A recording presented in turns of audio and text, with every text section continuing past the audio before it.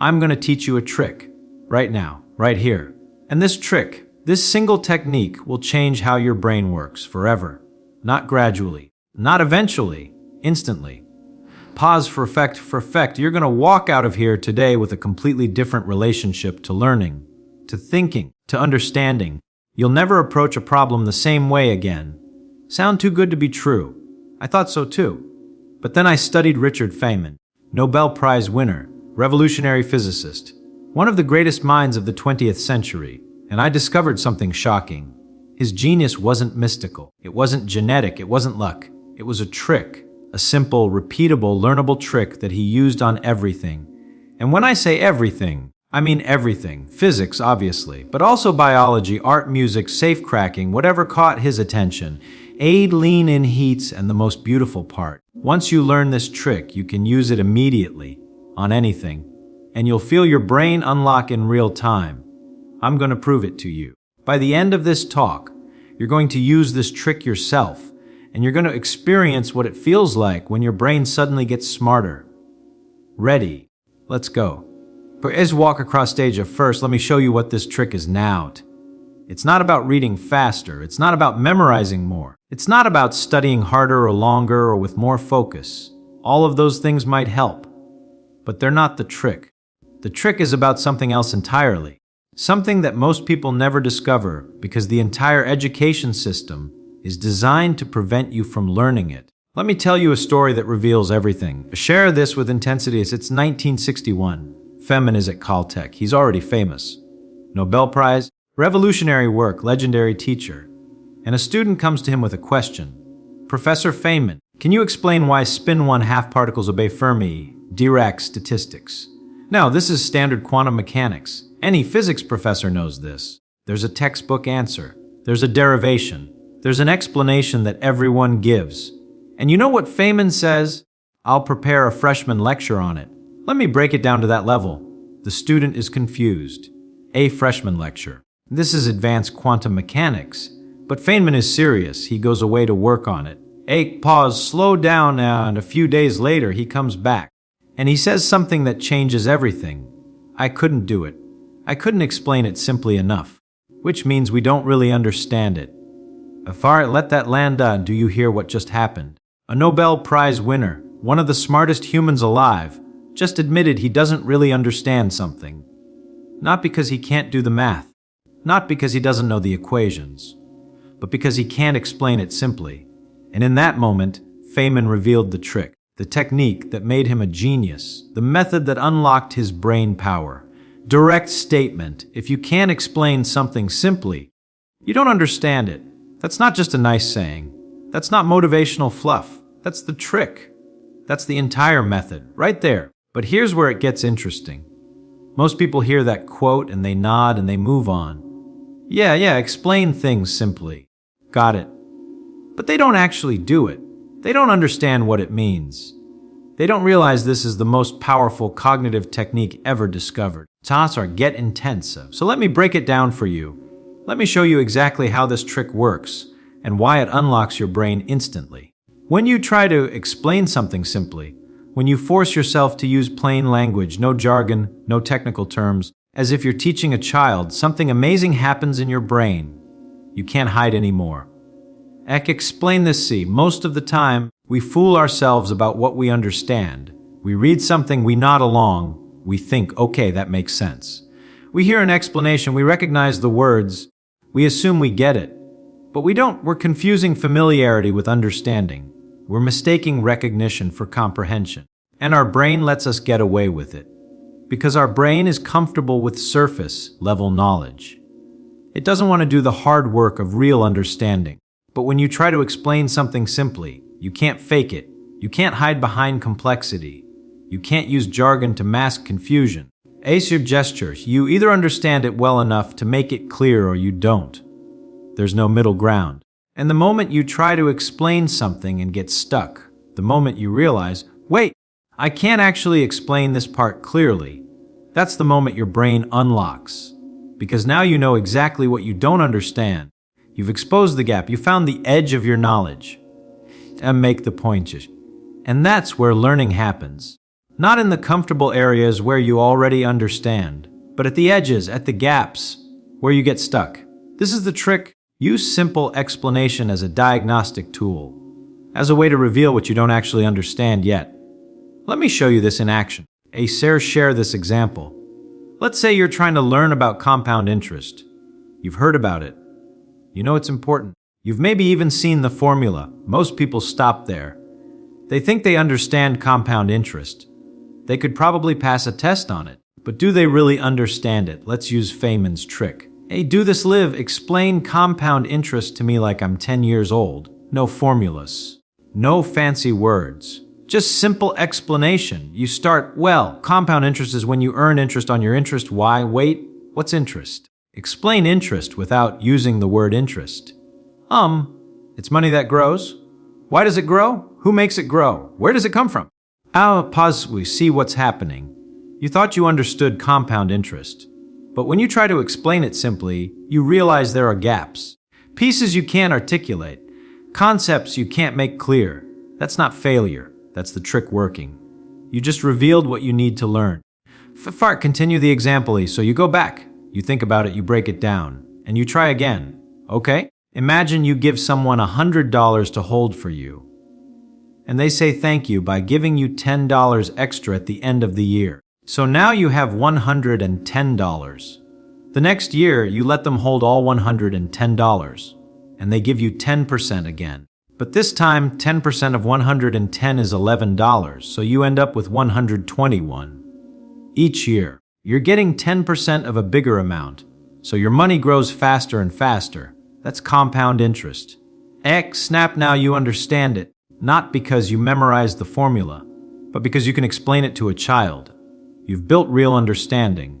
That's the trick. That's how it works. Here's the direct address, and here's the magic. The moment you successfully explain something simply, your brain has undergone a transformation. You don't just understand that one concept better. You've strengthened your ability to understand everything better, because you've taught your brain to demand real understanding, not surface knowledge. Now let me show you why this works so powerfully. Why this technique unlocks your brain in a way that other learning methods don't. Explain the neuroscience I think. When you just read something or hear something, your brain does minimal processing. It recognizes patterns. It stores information superficially. It creates weak, fragile connections. But when you try to explain something, when you have to retrieve the information, organize it, translate it into your own words, find examples, anticipate questions, your brain does deep processing. It's like the difference between looking at a map and actually walking the route. Looking at the map gives you surface familiarity. Walking the route builds deep spatial understanding. Make it concrete. Every time you explain something simply, you're forcing your brain to retrieve the information from memory. Active recall. The most powerful learning technique. Organize it logically, building structured understanding, not random facts. Translate it into simple language, ensuring you understand the concepts, not just the words. Find analogies and examples, connecting new knowledge to existing knowledge. Anticipate confusion, identifying where the explanation might break down. Others or gesture widely. That's 5 different cognitive processes happening simultaneously, all of them strengthening your understanding, all of them building real, permanent knowledge. No other learning technique does all of this at once. That's why this trick is so powerful. Tell this story. Feynman used this trick his entire life. Not just on physics, on everything. Someone asks him about art. He doesn't just say, I like art. He explains, art is interesting because the artist is trying to show you something about how they see the world. The colors they choose, the shapes they emphasize, the details they include or leave out. All of that tells you what they think is important. Looking at art is like reading someone's mind through pictures. Exposit are simple. Clear. A 10-year-old could understand it. And in making it that clear, Feynman had to really understand art himself. Not just appreciate it, understand it. Someone asks him why the sky is blue. He doesn't say, Rayleigh scattering. He says, sunlight is made of all different colors mixed together. When that light hits air molecules, the blue colors bounce around more than the other colors. So when you look at the sky, you're seeing all that bounced blue light. That's why the sky looks blue and sunsets look red. You're seeing the light that didn't get bounced away. Thus, point Gaussian again simple. Clear. And in the process of making it simple, Feynman had to deeply understand the physics of light and scattering and make the connection. This is what the trick does. It forces you to understand deeply so you can explain simply. And that deep understanding is what unlocks your brain power. Now let me give you the exact process. The step-by-step method you can use starting today. Present this clearly. Step 1, choose something you want to understand. Anything, a concept from work, something you're studying, an idea you find interesting, doesn't matter what, pick it. Step 2, get a blank piece of paper, or open a blank document, or just speak out loud. Whatever works for you, but make it blank, no notes, no references, just you and the blank page. Step 3, right at the top. How I would explain this to a 12-year-old. Why 12? Because 12-year-olds are smart enough to understand real concepts, but they don't know any jargon. They need plain language, clear examples, simple logic. I continue the steps. Step 4, start explaining. Write or speak everything you know about the topic. Use simple words, short sentences, clear examples. Pretend you're talking to an actual kid. Step 5, notice where you get stuck. This is crucial. Pay attention to the moments where you can't explain something clearly. Where you want to use a technical term but can't define it. Where the logic gets fuzzy. Where you're not sure why something works. Those stuck points, that's gold. That's where you don't really understand yet. Emphasize this. The step 6, go back to the source material.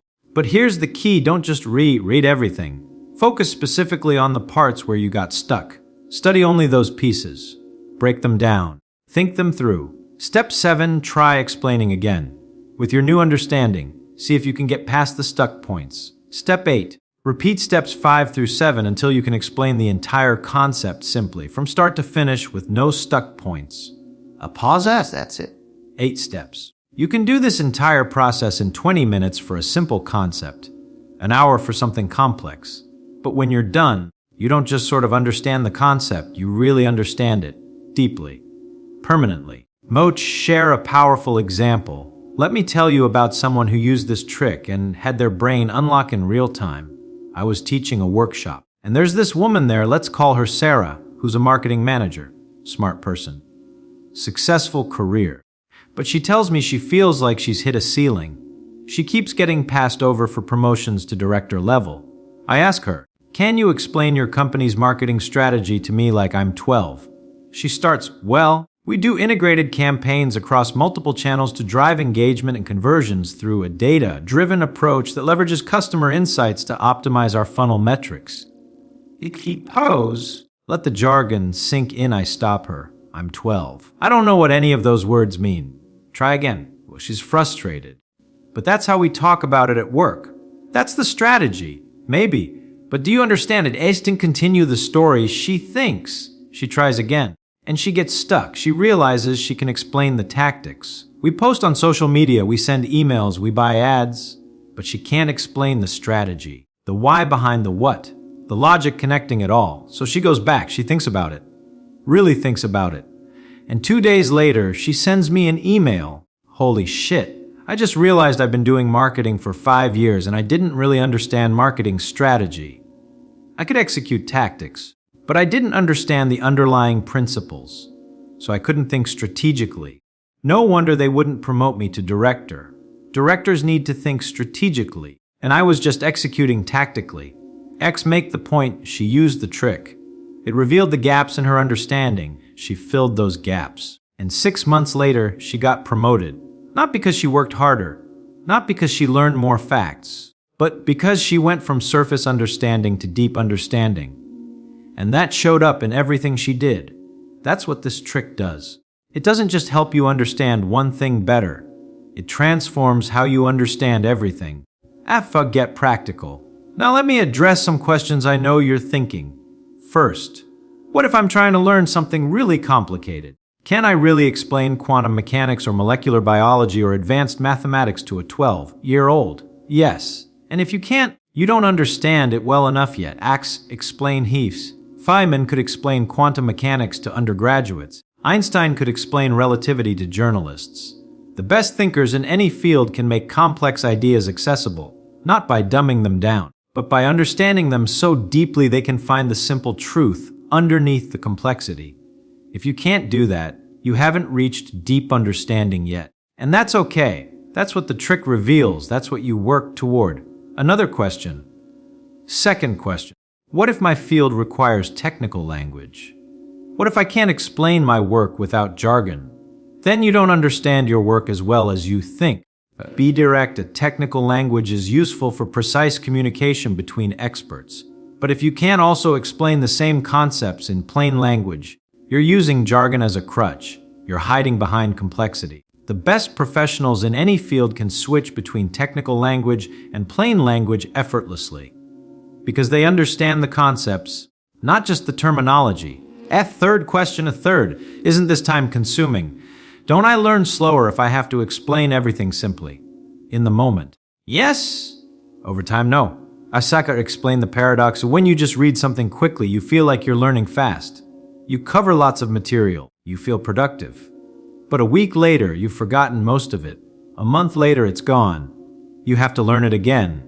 When you use Feynman's trick, you learn slower in the moment, but you remember longer. You understand deeper. You can apply it more flexibly. So which is actually faster? Learning something 5 times superficially or learning it once deeply? Make it personal, Ping. I'll tell you from experience, I used to be a fast learner. I'd read a book in a day, take a course in a weekend, consume information rapidly, and I couldn't understand why nothing stuck, why I'd forget everything, why I couldn't apply what I'd learned. Then I discovered Feynman's trick, and everything changed. Now I learn slower. I spend more time with less material. I explain things simply to myself constantly, and I remember everything. I can apply concepts years later.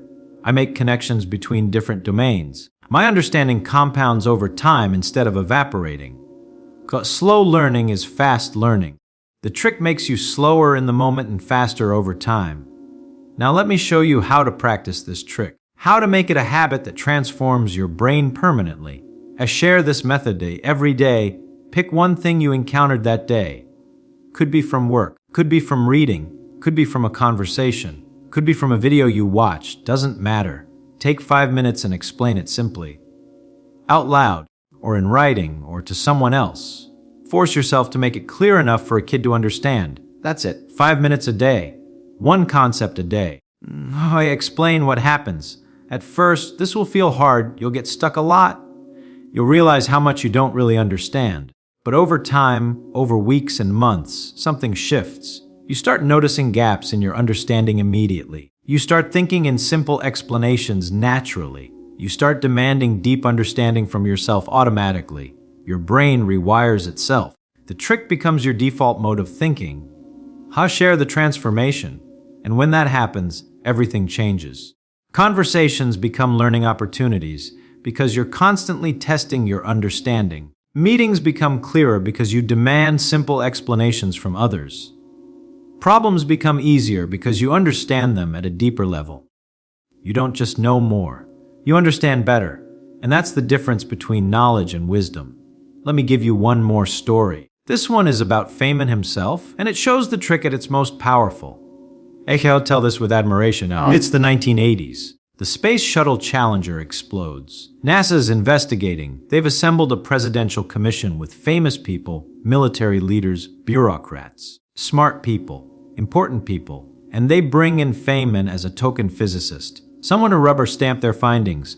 But Feynman doesn't play that game. He starts investigating, really investigating, and he keeps asking simple questions. How cold was it that morning? What happens to the O-rings when they get cold? Can you show me an O-ring? That should build the tension. The NASA engineers give him complicated explanations. Technical jargon, complex systems, everyone's nodding along. But Feynman keeps asking, but what actually happens? Can you explain it simply? And they can't. They know the technical details, but they don't really understand the physics of what's happening. So Feynman does an experiment. Live, during a public hearing, he takes a piece of O-ring material. He puts it in ice water. He shows how it becomes brittle and stops sealing. Moser deliver the conclusion, one simple demonstration, one clear explanation, and suddenly everyone understands what went wrong. The O-rings got too cold. They failed to seal. The shuttle exploded. NASA had all the technical data, all the smart engineers, all the complex analysis. But they couldn't see the simple truth until Feynman made it clear. Make the point, that's the power of this trick. It cuts through complexity. It exposes what's really happening. It reveals truth. And you have that power now. Every time you demand simple explanation from yourself or from others, you're wielding that power. I just get emotional. Let me tell you what this trick has meant to me personally.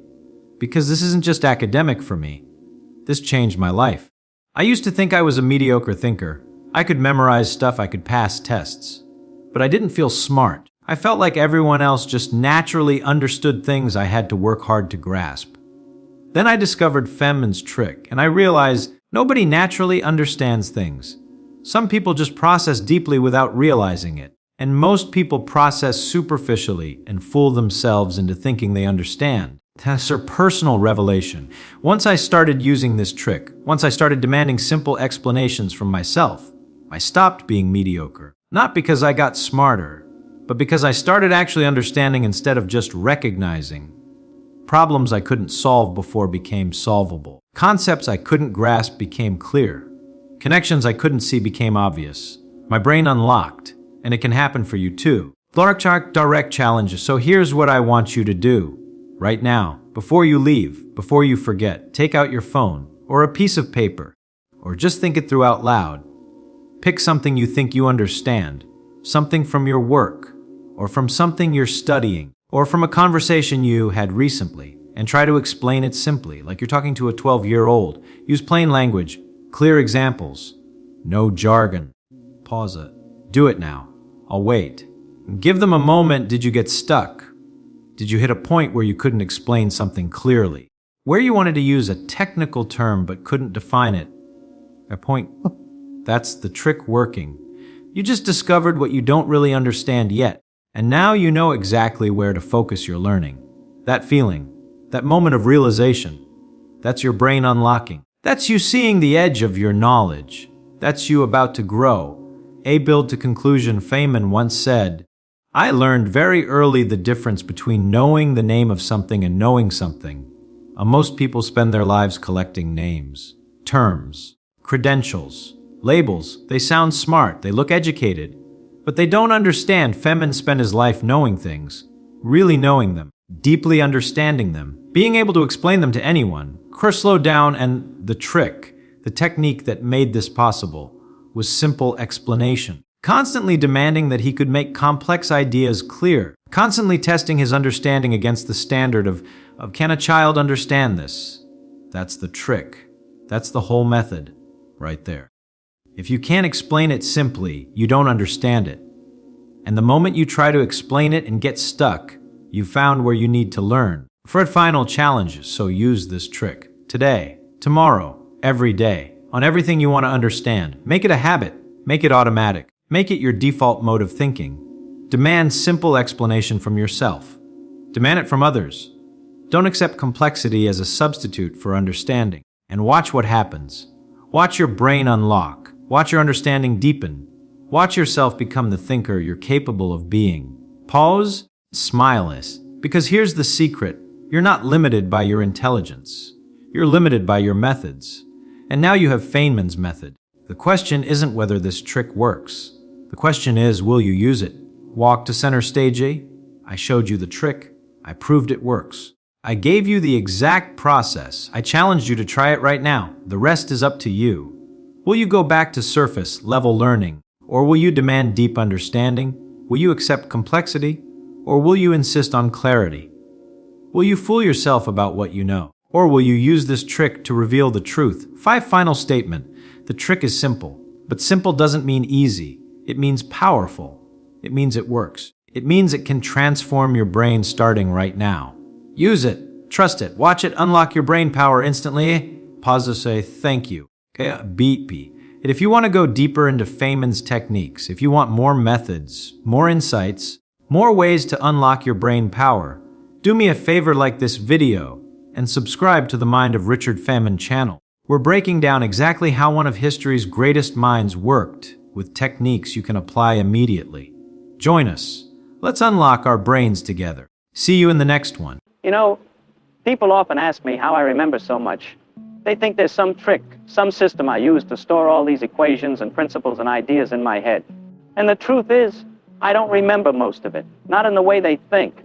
When I was a young man at MIT, I watched my fellow students stay up all night before exams, cramming formulas into their heads. They'd write them on their hands, repeat them over and over, test each other in the hallways.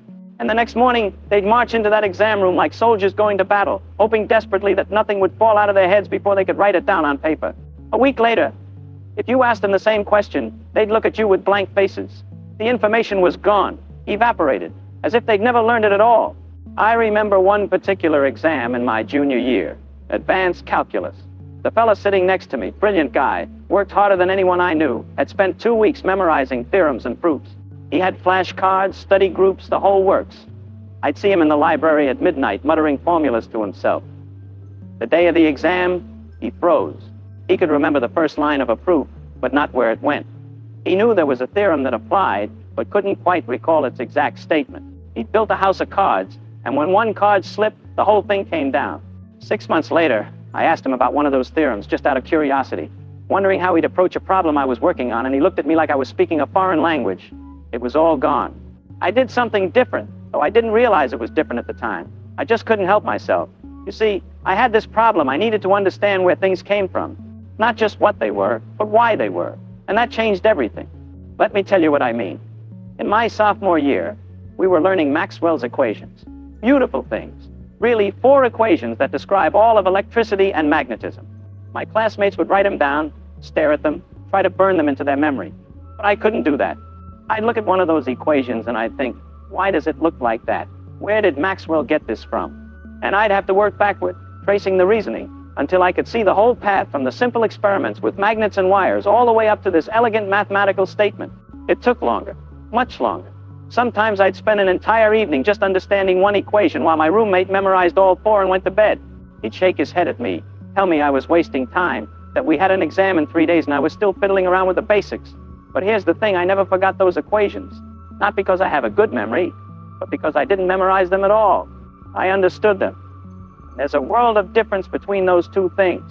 You see, memory is a funny thing. We think of it like a filing cabinet, where you put information in and hope you can find it again when you need it. But that's not how it really works. Real memory, the kind that lasts, the kind that's useful, isn't storage at all. It's reconstruction. You're not pulling out a file. You're rebuilding the idea from pieces you understand. Think about your own life for a moment. You remember how to get to your friend's house, don't you? But you're not remembering a list of instructions like, turn left at the 3rd Street, go 0.4 miles, turn right. No, you remember landmarks, feelings, the logic of the route. You remember that big oak tree, the yellow house on the corner, the fact that you're heading toward the river. And from those pieces, you reconstruct the path every time. You couldn't forget it if you tried, because you're not storing it, you're understanding it. Or think about something simpler. You know how to make a cup of coffee, right? But you've never memorized the steps. You don't recite to yourself, first fill the kettle, second boil the water, third put coffee in the cup. You just understand the logic of it. Hot water, coffee, mix them together. The exact sequence emerges from understanding what you're trying to do. And because you understand the purpose, extracting flavor from coffee grounds with hot water, you can adapt. If you don't have a kettle, you can use a pot. If you don't have a cup, you can use a mug. Understanding is flexible. Memorization is rigid. That's what I learned to do with physics, and later with everything else I wanted to truly know. I didn't try to remember. I tried to understand so deeply that forgetting became impossible. Let me give you a real example from my work. When I was at Los Alamos during the war, we were working on some very complex calculations for the atomic bomb project. Horrifying thing, really, but that's another story. The point is, we had these incredibly complicated integrals to solve nasty things that would take pages and pages of algebra to work through. My colleagues would solve them once, carefully write down every step in their notebooks, and then refer back to those notebooks whenever they needed the result. I did it differently. Every single time I needed one of those integrals, I would solve it again from scratch. People thought I was insane. You already did this last week, they'd say. Just look at your notes, but I wouldn't. I'd work through it again, and often I'd find a different path, a cleaner way to reach the answer. And something strange happened after a while. These solutions that took me an hour the first time would take me 20 minutes, then 10, then 5. Not because I was remembering the steps, but because I was understanding the structure. I was seeing the pattern underneath. I started to recognize when a certain substitution would work, not because I'd memorized, use this substitution for this type of problem. but because I could feel how the equations wanted to move. It's hard to explain, but it's like knowing how to dance. You don't remember the steps. You feel the music and your body knows what to do. There was one integral in particular, a really nasty one involving exponentials and oscillating functions that kept coming up in different contexts. The first time I solved it, it took me most of an afternoon. Lots of false starts, integration by parts, clever tricks. The second time it appeared, I started fresh again. This time I found a slightly different approach, and it only took an hour. The third time, I suddenly saw a symmetry I'd missed before, and the whole thing collapsed into something much simpler. By the 10th time, I could practically write down the answer, but not because I'd memorized it. I'd internalized the structure so deeply that solving it felt like answering, what's 2 plus 2? The human brain is remarkable at pattern recognition. We're built for it. We see faces in clouds, hear words in random noise, find meaning in chaos. That's our gift, but we waste it when we try to use our brains like computers, storing raw data. Computers are wonderful at that, we're not. What we're wonderful at is finding connections, seeing relationships, building webs of meaning. So here's what I discovered. If you want to remember something forever, don't try to remember it. Instead, connect it to things you already understand. Build it into your web of knowledge so thoroughly that it becomes part of how you think. When I learned quantum mechanics, truly learned it, not just memorized it. I spent months playing with toy problems. Simple systems, simpler than anything you'd see in a real exam. A particle in a box, a harmonic oscillator. I'd solve them in every way I could think of. I'd draw pictures, make analogies, try to explain them to myself in plain English.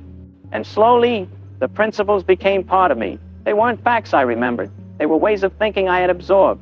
I remember one night, lying in bed, unable to sleep because I was thinking about the uncertainty principle. Not the formula, anyone can memorize that, but what it really means. I thought about trying to measure where an electron is. To see it, you need light. But light has momentum, and when it hits the electron, it gives it a kick. The harder you try to pin down the position, the bigger the kick, the more uncertain the momentum becomes. It's not a limitation of our instruments. It's built into the fabric of reality. Position and momentum are complementary ways of describing the same thing, and you can't have both perfectly at once. When I finally felt that, not just knew it, but felt it, I could never forget it. It became part of how I see the world. There's a test I've always used, and I recommend it to anyone who wants to really know something. I call it the Explain It Simply test. Here's how it works. After you think you've learned something, try to explain it to someone who doesn't know it, not using the technical words you just learned.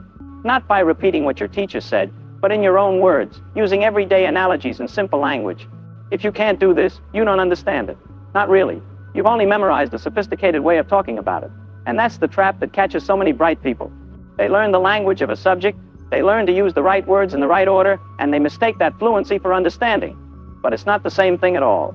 I remember when I was learning about entropy and thermodynamics. I could recite the definition. Entropy is a measure of disorder in a system. I could write down the equations, manipulate them, solve problems. But one day, someone asked me to explain it without using any technical terms, and I couldn't. I tried, and it all came out as gibberish. That's when I knew I didn't really understand it. So I went back and thought about it differently. I thought about a drop of ink in water, spreading out. I thought about a messy desk and the natural tendency of things to spread out and mix up. I thought about ice melting in a glass of water. Why does it always go that direction? Why doesn't the water freeze and the ice cube get hotter? I thought about information and certainty. What does it mean for something to be ordered? If I have all the molecules of a gas in one corner of a room, I know where they are. That's information. When they spread out, I've lost that information. The entropy increased. And gradually, I built up a real understanding that didn't depend on the formula. After that, I never had to remember what entropy meant. I knew it. More than that, I could feel it. I could look at any system and have an intuition about what would happen to its entropy. Not because I'd memorized rules, but because I understood the principle. This is why teaching is such a powerful tool for learning. When you try to teach something, you're forced to confront the gaps in your understanding. The questions people ask, often simple questions, reveal where you're relying on memorization instead of understanding. I learned more physics from teaching it than I ever learned from studying it. Every time a student asked me why instead of what, I had to either know the answer or admit I didn't. And admitting I didn't know was often the beginning of really learning. I taught introductory physics for years, and every single semester, some student would ask a question that stopped me in my tracks. Simple questions, usually. Why does a heavier object not fall faster? Why is the sky blue? What actually is energy? And I'd realized that I'd been using these words, manipulating these concepts. But I'd never really thought deeply about the fundamental question they were asking. Those moments were gifts. They forced me to go back and think more carefully, to build a better understanding. There was one student, quiet girl, sat in the back, who asked me why we use different formulas for momentum in relativity versus classical mechanics. I started to give her the standard explanation about how the equations change at high speeds, but she interrupted me. "No," she said. "I mean, why? What's really different?" And I realized I'd been teaching the formulas without teaching the insight, so I started over. I talked about how our everyday intuition about adding velocities breaks down. I talked about what it means for the speed of light to be constant for all observers. I talked about how momentum has to be redefined to maintain conservation laws when these weird things start happening. By the end, I'd understood relativity better than I had before she asked the question. There's something else I discovered, though it took me years to articulate it. Understanding isn't a destination, it's a process. You don't learn something once and then you're done. You come back to it again and again, each time from a different angle, and each time you understand it a little more deeply. I must have learned classical mechanics, Newton's laws, and all that at least a dozen times in my life.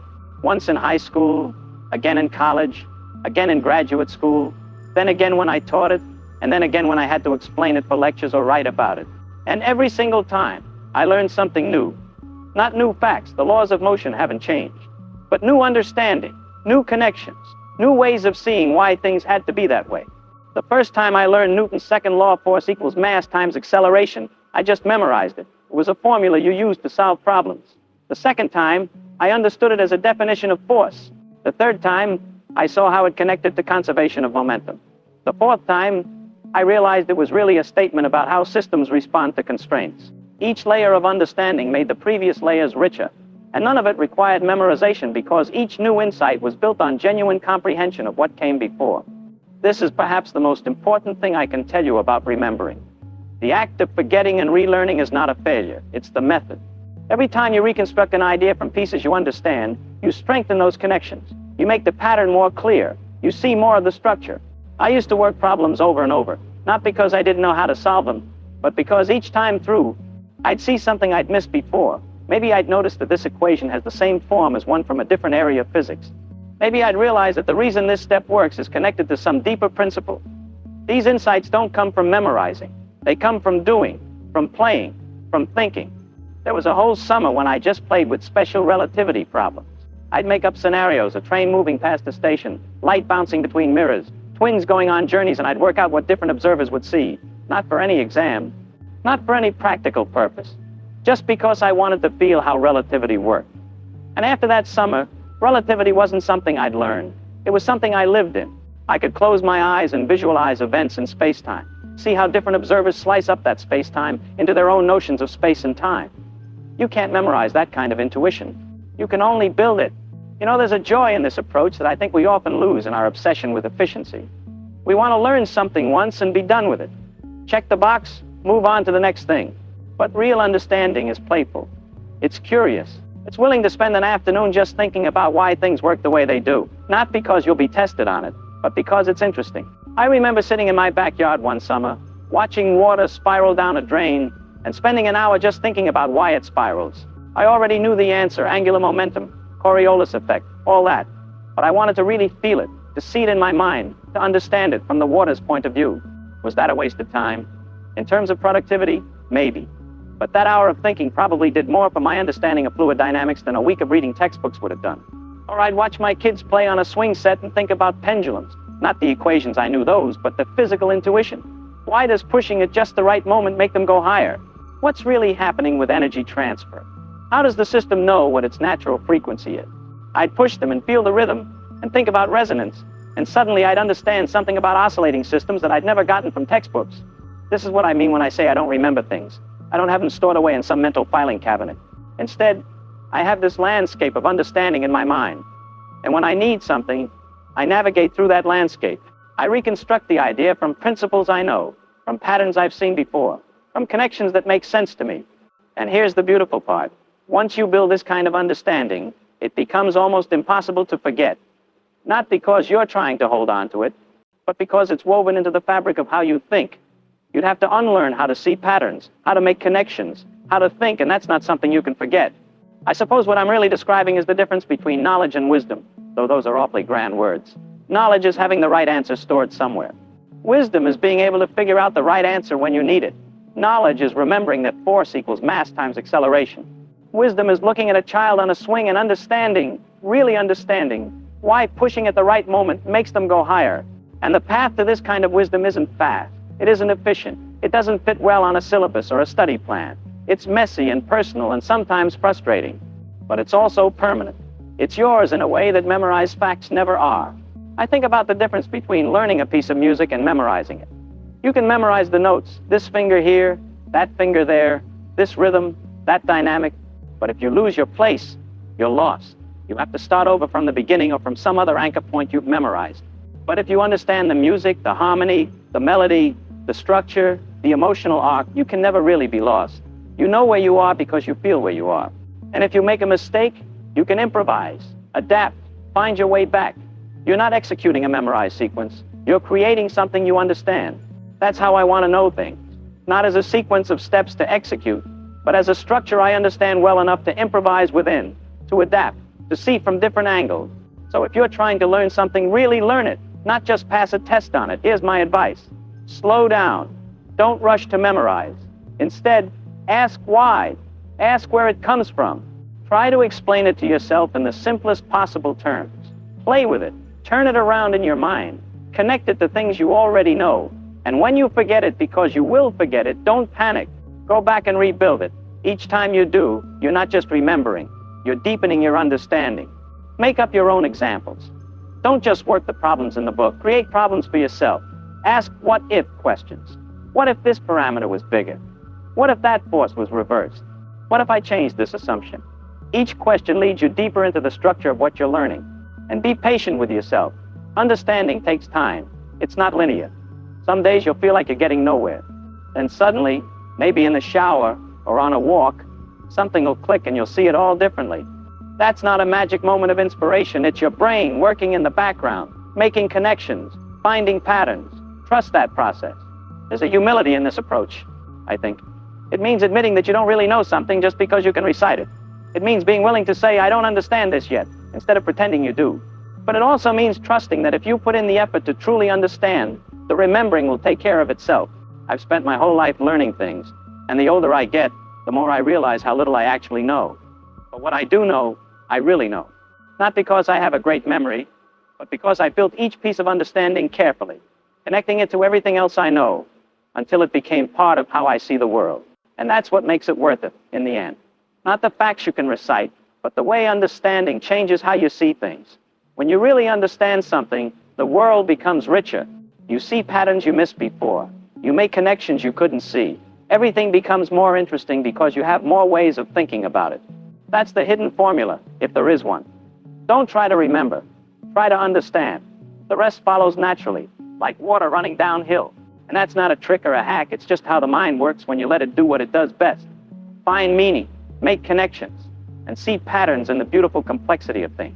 So the next time you're trying to learn something and you feel the urge to memorize, to drill it into your head through repetition, stop, take a breath.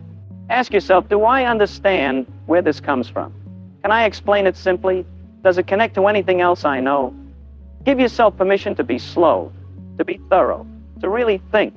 Your future self, the one who still understands this years from now, will thank you. Your mind was not designed for success. Evolution didn't shape the human brain to achieve genius, and certainly not financial freedom.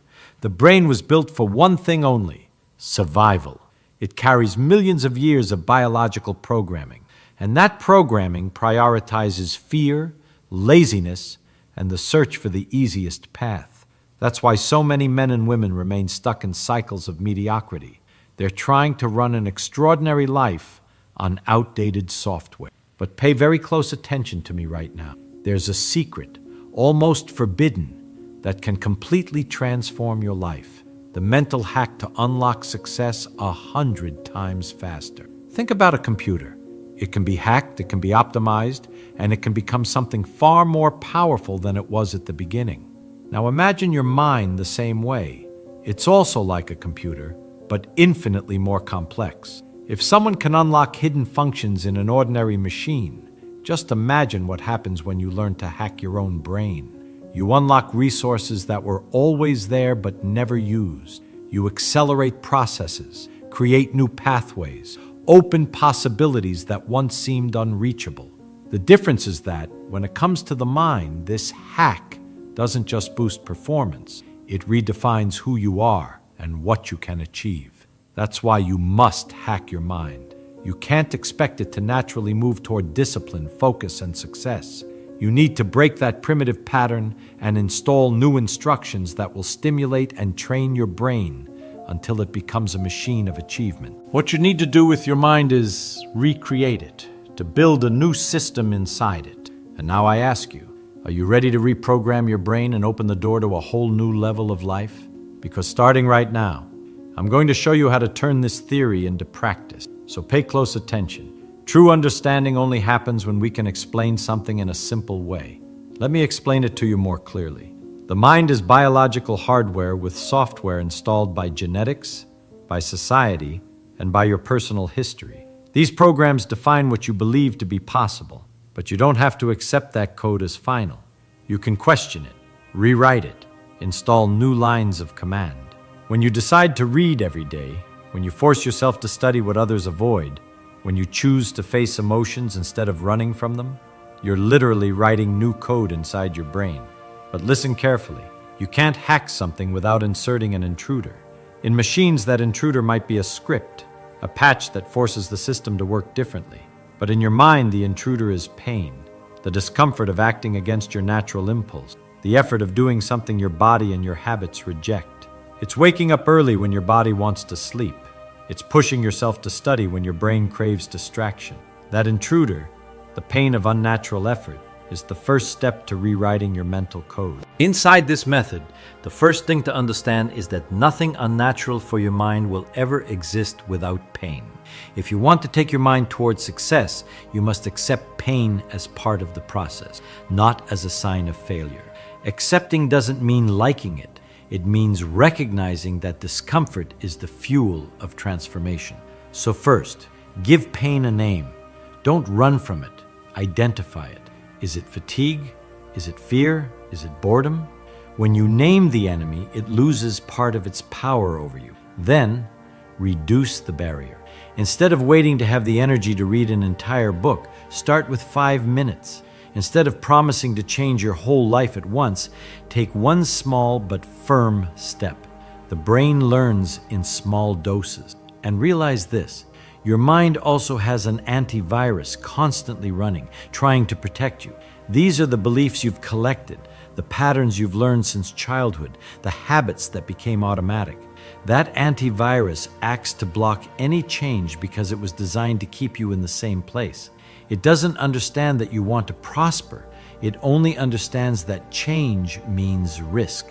That's why when you try to install a new mental program, the inner antivirus starts screaming, "This isn't you. This won't work. Why even try?" But this is exactly where the hack comes in. Every time you face that block, every time you push through, you're showing the system that the new code is valid. And the more you reinforce it, the weaker the antivirus becomes. And here's the most powerful part. You can reprogram the antivirus itself. When you begin to associate pain with the old pattern and pleasure with the new, the system itself starts protecting the path it once rejected. That's how you transform limiting beliefs into liberating ones. That's how your mind stops being a prison and becomes your ally. But guess what? This process requires pain. And if there's pain, that's a good sign. It means the hack is working. And this is the line that separates those who win from those who quit.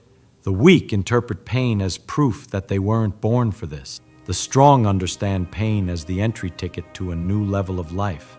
They know that every difficult emotion is just a code waiting to be rewritten. Imagine this. You feel fear. But what is fear if not primitive programming to protect you from danger? When you confront that fear, you show your system it doesn't need to react with panic, but with focus. You teach it.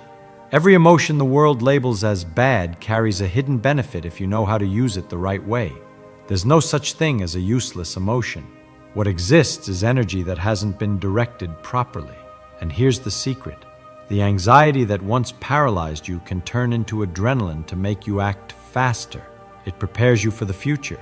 Have you noticed that when you're stressed, you become more focused? Stress sharpens attention and priorities. It sharpens your focus. In small doses, it forces you to cut the noise, see what truly matters, and act. Use this. When you feel pressure, make a strict list of 3 things that generate immediate results. Stress will push you toward those tasks. You just need to direct it. Anger is raw power. It gives you strength and courage to break through barriers. Channel anger into disciplined work, short sets of heavy tasks, 25-minute sprints, physical training. Well-directed anger becomes focus and productivity. Fear, so often condemned, is actually a powerful radar.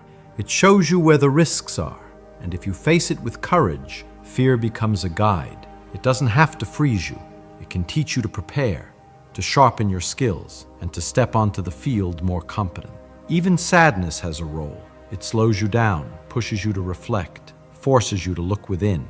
That painful dive can produce clarity, learning, maturity. Sadness can be a turning point if you turn it into a lesson. That's the real hack, realizing that nothing in you is wasted. Every emotion, used the right way, is a piece of code ready to be executed in favor of your success. So here's a practical guide to start hacking your mind. When you feel stress, don't fight it. Stop, take 3 deep breaths, and ask, what needs my attention right now? Use stress as a filter. Choose 1 or 2 key tasks and attack them with intensity. Stress will turn into focus. When anxiety shows up, don't let it swallow you. Turn anxiety into movement. Take that electric energy in your body and convert it into immediate action. Rehearse out loud. Organize your desk. Draft a quick outline. You'll feel the relief of action and realize anxiety was just fuel. If fear comes, look it in the eye. Ask yourself, what's the worst case scenario and how can I prepare? Once you prepare, fear shrinks because now there's a plan, a strategy. What felt paralyzing becomes guidance. With anger, don't explode. Channel it. Use it to work harder, train stronger, create with sharper focus. Think. Every drop of anger can be converted into creative power if you choose the right target. In sadness, instead of drowning, treat it as an invitation to reflect. Write, question yourself, pull clarity out of pain. Many of the greatest works and ideas were born in moments of sadness because that's when the mind turns inward and finds meaning. When guilt or shame hit, don't run. Own it. Learn. Correct. Use them as a compass to realign your behavior and build a more integral, respected version of yourself. The secret is simple. Name the emotion, accept the pain, convert it into action. That's how you hack the brain. That's how you turn what looked like weakness into strength. Do you see the power in this? Once you understand that every so-called negative emotion can become a tool, you'll never again look inside yourself as an enemy. You'll see an arsenal ready to be used in your climb towards success. But now pay very close attention. The true mental hack isn't just turning pain into strength, it's also breaking addictions and reprogramming routines. Think about it. Every bad habit you have, procrastinating, infinite scrolling, eating what harms your body, postponing what must be done, is like a virus installed in your system. It runs automatically without you noticing, sabotaging your performance. And here's the hard truth. You never actually lose a habit. You only replace it. If you don't install a new program, the old one keeps running. So how do you do this? Pay attention. Step 1. Identify the trigger. Every addiction has a starting point. It might be boredom, it might be stress, it might simply be the sight of your phone in front of you. Name that trigger. Once you see the starting point, you've already begun to defuse the bomb. Step 2. Flip the routine. When you feel the urge to procrastinate, don't fight the emptiness. Fill it with a minimum action. If you were about to scroll endlessly, open a book for 5 minutes instead. This substitute habit is the hack that tricks the system, turning sabotage into progress. Step 3. Install the right rewards. Your brain loves dopamine, and that's why addiction sticks so hard. So create pleasure in the new habit. Celebrate waking up early with an energizing cold shower. Pair reading with a special cup of coffee. Give yourself small rewards when you hit a goal. You're training the system to love what it once rejected. And here's the final key: consistency. Nobody becomes a genius overnight. But when you repeat for 30, 60, 90 days, what once felt like effort becomes automatic. The habit of procrastination gives way to the habit of action. The habit of waking up late gives way to the habit of rising with purpose. The habit of consuming empty things is replaced by the habit of feeding your mind with powerful knowledge. To truly understand something is to be able to play with it. So play with your habits. Experiment with change. Test rewards. Adjust triggers. That's how you hack the system. Now I ask you, are you ready to break into the programming that's been holding you back and install the most powerful version of yourself? So now I want you to do something. Write in the comments which habit you're going to hack first. It might be waking up early, stopping procrastination, reading every day, or mastering your emotions. Declare it publicly, because when you write it down, you're programming your brain to act. And if this video opened your eyes, if it made you think in a different way, hit the like button right now. That's the signal you send to the algorithm and to yourself that you're committed to growth. Subscribe to the channel and turn on notifications if you want to keep receiving secrets, techniques, and powerful hacks to transform your mind and your life. Because I promise you, this is just the beginning of a journey that can completely reprogram your destiny. Hack your mind, rewrite your story, and claim everything you deserve. When someone says they need to be more productive, what they usually mean is that they've lost control of their own attention. The real problem is never productivity. The real problem is cognitive indiscipline, the inability to decide what truly deserves mental energy. An undisciplined mind confuses movement with progress. It acts before understanding, collects endless tasks, reacts to every stimulus, and calls that work. But work without direction isn't productivity, it's noise.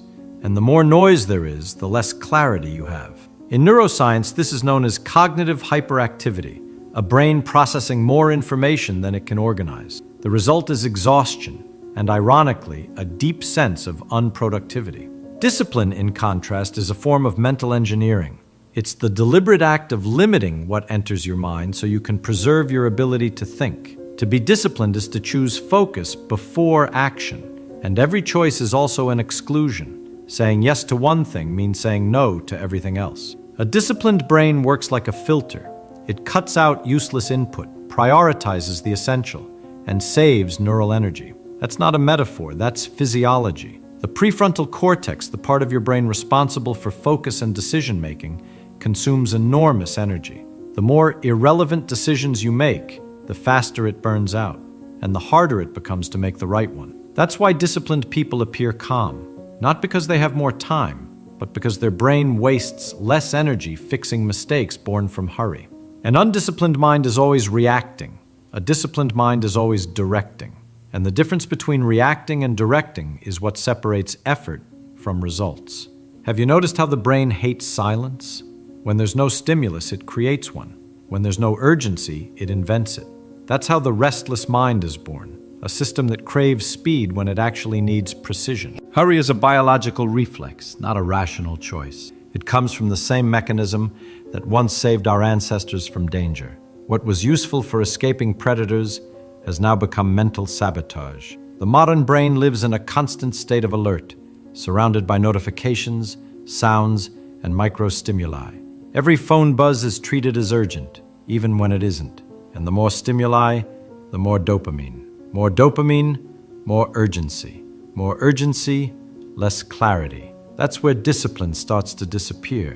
Because discipline is the ability to hold a steady intention in the presence of distractions. But an overstimulated brain loses that ability. It acts by reflex, not by decision. Neuroscience calls this dopaminergic hyperactivation. The brain starts chasing constant rewards like a radar, addicted to novelty. It becomes used to stimulation, not focus. And focus is the first thing that dies in a restless mind. Disciplined people don't have more willpower. They have less internal noise. They create conditions for the brain to think, not just react. That's why the first step toward discipline isn't doing more. It's reducing the number of stimuli that control you. A brain that reacts all the time will never command anything. And the difference between reacting and commanding is what determines the destiny of a mind. Popular culture turned willpower into a kind of superpower. If you want it badly enough, you can do it. But neuroscience is clear. Wanting is not power, it's only intention. And intention without structure is unstable. One of the most famous experiments on this was conducted at Case Western Reserve University. Researchers divided people into two groups. One group could eat the cookies on the table. The other had to resist and eat only radishes. After that, everyone was given an impossible logic puzzle to solve. The result? The group that had resisted the cookies gave up much faster. They weren't less intelligent. They had simply depleted their self-control. Willpower is like a muscle. The more you use it, the faster it tires. That explains why disciplined people seem to have more energy. They don't waste willpower on small decisions. They design their environment and routines so that the right action happens naturally. That's the key to true discipline. It's not about resisting temptation. It's about preventing it from appearing in the first place. The brain doesn't win what it must fight every day. It wins what it no longer has to face. Willpower is a scarce resource. Discipline is the system that protects it. That's why people who try to change only with motivation always fail. Because motivation is emotion, and emotion is volatile. Discipline is design, and good design doesn't rely on constant effort. It relies on intelligent structure. If you want to turn this idea into action, the first step is to stop relying on willpower and start designing your own system. The brain doesn't respect promises, it respects patterns. That means you have to replace daily decisions with fixed structures. Don't say, "I'll try to wake up early tomorrow." Say, "I'll wake up at 6, and my phone will sleep in another room." That way you remove the negotiation before it even begins. Apply this principle to everything. If you want to eat better, don't wait to resist hunger. Organize your fridge so the right choice is the easiest one. If you want to study, define the exact time and place it will happen every day. Keep both constant. The brain learns through context. When the body recognizes a pattern, it switches to automatic mode. The secret is to reduce the number of decisions you need to make. The fewer choices your brain has to process, the more energy it has left to execute. That's what separates a disciplined person from a tired one. The disciplined don't constantly wonder what they should do. They simply follow the system they built. So stop trying to be strong. Start being strategic. Design your days the way an engineer designs a machine, with processes, not with hope. Self-control isn't the act of resisting. It's the result of having prepared the environment so that resistance isn't necessary. The human brain is a machine built for efficiency. It hates conscious effort. Anything that can be turned into a pattern, it turns into one. Anything that can be automated, it automates. That's why habits are so powerful and so dangerous. They don't ask for permission. A repeated behavior gets encoded into automatic circuits outside your conscious control. The mind starts executing it on its own, like a background program running quietly beneath awareness. Discipline is exactly that, a mental code, learned and repeated until it becomes natural. Disciplined people don't wake up every day fighting laziness. They wake up and execute, because disciplined behavior has already become part of their neural identity. Science calls this implicit learning, the type of learning that happens without you realizing it. Each repetition strengthens a neural pathway. Each pathway grows stronger with use, and the stronger the circuit, the less effort it takes to repeat it. But here's a crucial detail. The brain doesn't judge whether a habit is good or bad. It only understands that something has been repeated. A disciplined mind doesn't depend on willpower. It depends on structure, repeated and consistent. Once you understand that, you realize that discipline isn't an emotional state. It's an algorithm. Every thought, every choice, every moment of resistance costs energy. The brain makes up only 2% of your body, but it consumes up to 20% of all available energy. And the area that burns the most is the prefrontal cortex, the region responsible for decision, focus, and control. When you feel tired without having done anything physical, that's your prefrontal cortex burning out. It depletes itself every time you need to decide what to do, resist an impulse, or switch between tasks. That's why undisciplined people are always exhausted. Not because they work more, but because they waste energy on useless decisions. They overthink before acting, and then act without knowing why. They live in a loop, decide, give up, regret, and decide again. The disciplined mind, on the other hand, works with economy. It reduces the number of decisions that need to be made. Everything that can be standardized is standardized. Everything that can be removed is removed. That's why highly disciplined people often seem calm, even detached. It's not a lack of emotion, it's cognitive efficiency. They treat attention as a finite resource and protect every fragment of it. Focus isn't strength, it's energy management. You don't lose discipline because you're weak. You lose it because you waste energy on the wrong things. A brain divided among 1,000 stimuli can't sustain intention in any of them. From a neuroscientific point of view, being disciplined means learning to reduce the cost of decisions. It means turning the essential into routine so that your prefrontal cortex only works on what truly matters. The less energy you waste deciding, the more energy you have left to build. That's the math of discipline. Fewer decisions, more consistency. Less effort, more progress. You're not as free as you think. Most of what you call choice is just a response to the environment. The brain is a machine of adaptation. It reads what's around it and acts accordingly, long before you're even aware of it. Neuroscience calls this environmental priming, external stimuli that shape your automatic behaviors. A simple example: if your phone is on the table, you'll look at it. Not because you decided to, but because your brain has been conditioned to react to that object. Every element of your environment is a trigger. Some trigger productivity, others trigger distraction. That's why undisciplined people live in conflict. They try to change behavior while keeping the same environment. Discipline doesn't grow in chaos. The environment must support the behavior you want to repeat and make the wrong one harder to perform. It's a biological rule. The brain always follows the path of least resistance. If sweets are in the cupboard, you'll eat them. If your phone is by your bed, you'll reach for it. If the people around you live distracted, you'll imitate them. That's not weakness. It's social neuroplasticity. You become a reflection of your surroundings. The disciplined person understands this and acts like an engineer. They design the environment before depending on willpower. They remove the wrong triggers and position the right ones. They keep visible what they want to remember and out of reach what they want to forget. If you want to build discipline, the first step is to physically clean the space where you live and work.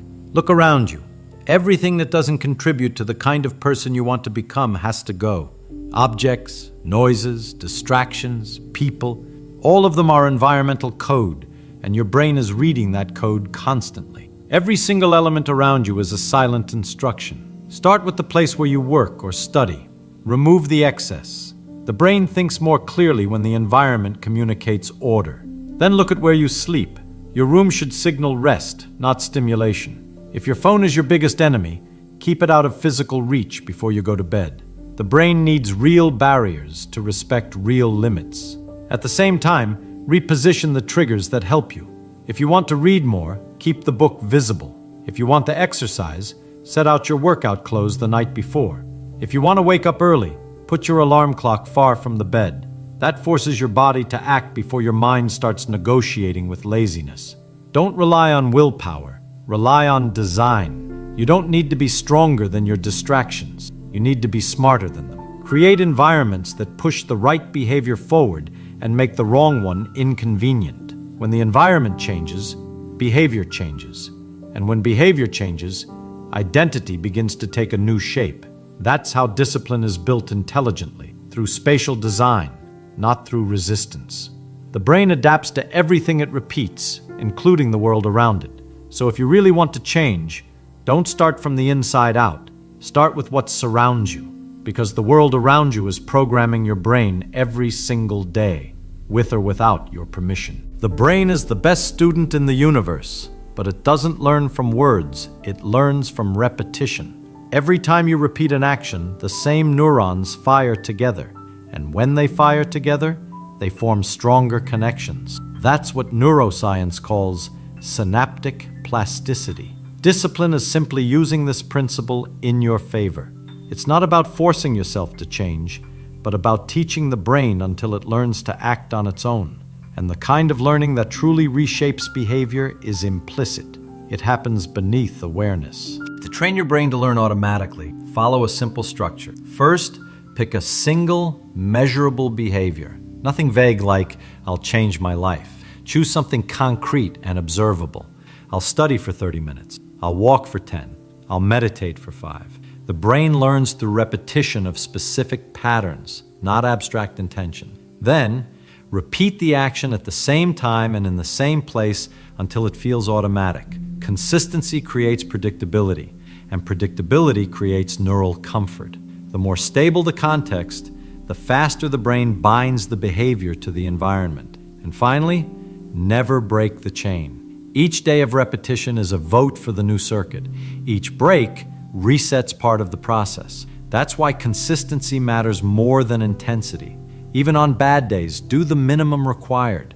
The goal is simply to keep the pathway alive inside the brain. That's why fighting a bad habit is useless. You don't beat addiction by resisting it. You beat it by offering the brain a better reward. Dopamine is the messenger at the center of this process. It's released not when you receive pleasure, but when your brain anticipates it. That means a bad habit isn't fueled by the act itself, but by the expectation of relief. And this is where the scientific strategy of substitution begins. You must change the address of pleasure. Start by identifying the trigger behind the habit. It's rarely the behavior itself that controls you. It's the context that activates it. Notice what comes before: the time, the place, the emotion. Smoking, for example, might not be the addiction. The trigger is the break, the pause, the momentary relief. Then, replace the behavior but keep the trigger. The brain needs continuity, not rupture.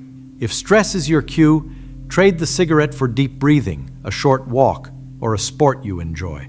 The stimulus stays the same, but the response changes, and over time, the new response grows stronger. Next, increase the reward of the new habit. Pair it with genuine pleasure.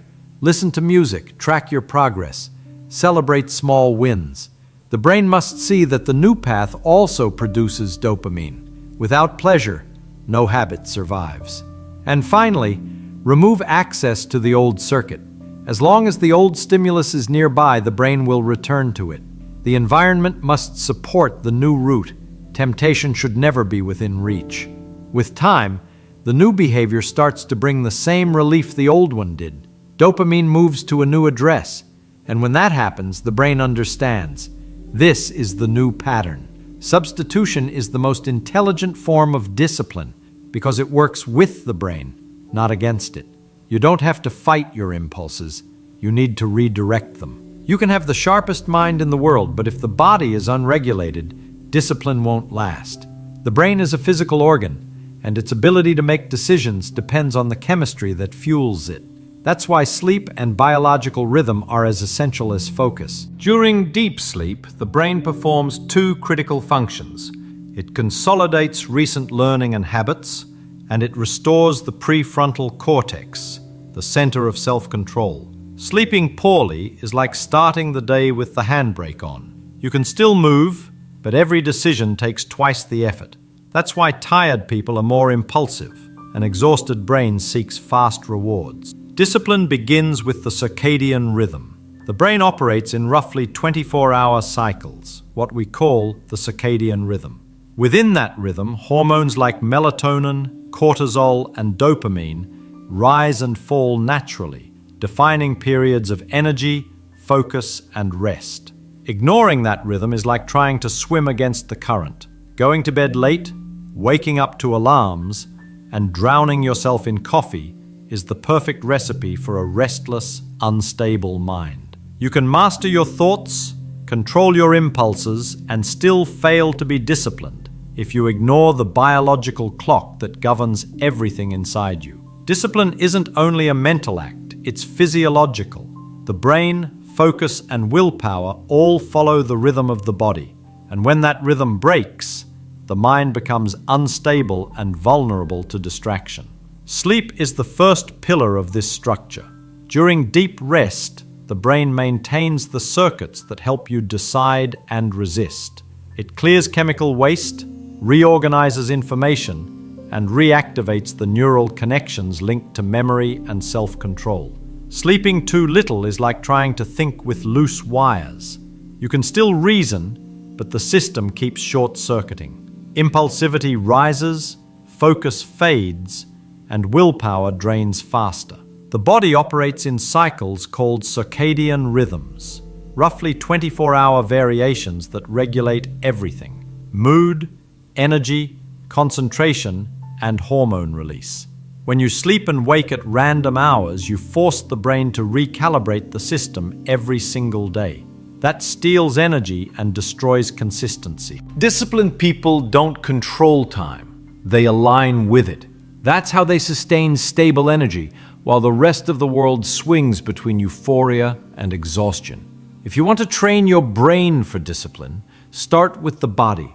Set a fixed bedtime, ideally before 11 p.m. That's when your body activates its natural restoration processes. Wake up close to sunrise.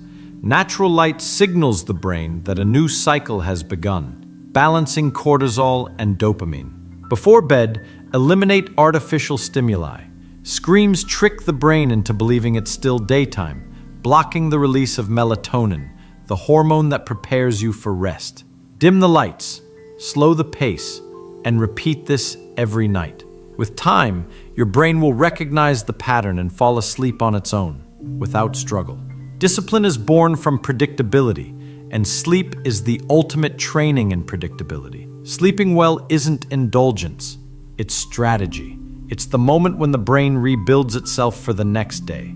A rested body decides better, resists more, and thinks clearly. The undisciplined try to control the mind without tending to the body. The disciplined understand that body and mind are one system, and that rest is a structural part of the order that keeps everything standing. Every human behavior is driven by a reason, but most people never bother to find theirs. They say they want to change, but they don't know what they're chasing or what they're running from.